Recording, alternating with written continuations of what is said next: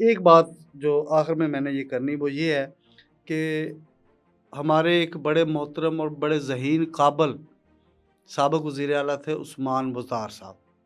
میں اس لیے قابل ذہین کہہ رہا ہوں کہ انہوں نے اپنے 3.5 سال کے دور میں پنجاب کا بیڑا غرق کیا ہے۔ ایویں منہ بنا کے کنا منا جا بن کے معصوم جا بن کے اینے انہیں کم پائے نے، وہ پتہ نہیں کتنے گم ہو گیا، لب ہی نہیں رہا۔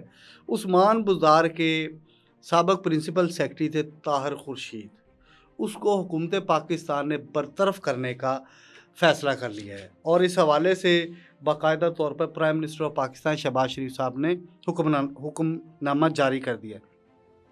یہ طاہر خورشید صاحب کیا ہے میں بتا دیتا ہوں۔ یہ پاکستان ایڈمنسٹریٹو سروس کے گریڈ 21 کے افسر ہیں، اور یہ پرنسپل سیکرٹری رہے ہیں سابق وزیر اعلیٰ پنجاب عثمان بزدار کے۔ طاہر خورشید ان کا پورا نام ہے۔ اور طاہر خورشید کے بارے میں یہ بتاؤں کہ یہ سیالکوٹ کی ایک فیملی ہے، ان کے سمدھی ہیں۔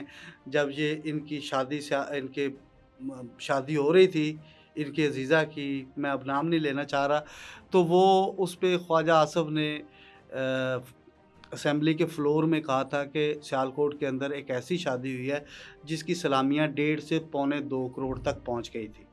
ان کے طاہر خورشید کے بارے میں ہی کچھ لوگ یہ کہتے ہیں کہ انہوں نے پنجاب کے 3 محکموں کی ذمہ داری لگائی تھی کہ اس شادی کے اندر 1200 سے 1300 مہمان آئیں گے، اور ہر مہمان کو 5 لاکھ روپے والی گھڑی دی جائے گی۔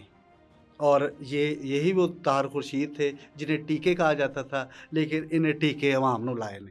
اب حکومت پاکستان نے فیصلہ کر لیا ہے کہ اس کو جو ہے برطرف کیا جائے گا۔ اس حوالے سے انہوں نے بڑی چالاکی کھیلی تھی۔ وہ طاہر خورشید جو ہے 2 نومبر 2022 کو ایک حکومت سے معقول جواز بنا کر غیر ملکی یعنی کہ بیرون ملک چلے گئے تھے۔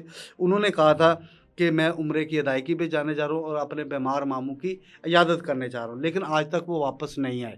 اب ان کے بارے میں جو ہے سیکرٹری اسٹیبلشمنٹ عنایت اللہ دریجو نے 4 فروری 2025 کو نیشنل نیوز پیپر میں اشتہار دے دیا ہے جو برطرفی کا اشتہار ہے۔ لہٰذا جب انہیں برطرف کیا جائے گا تو ان کے سارے پرانے چٹے گھٹے کھول کے عوام کے سامنے رکھا جائے گا۔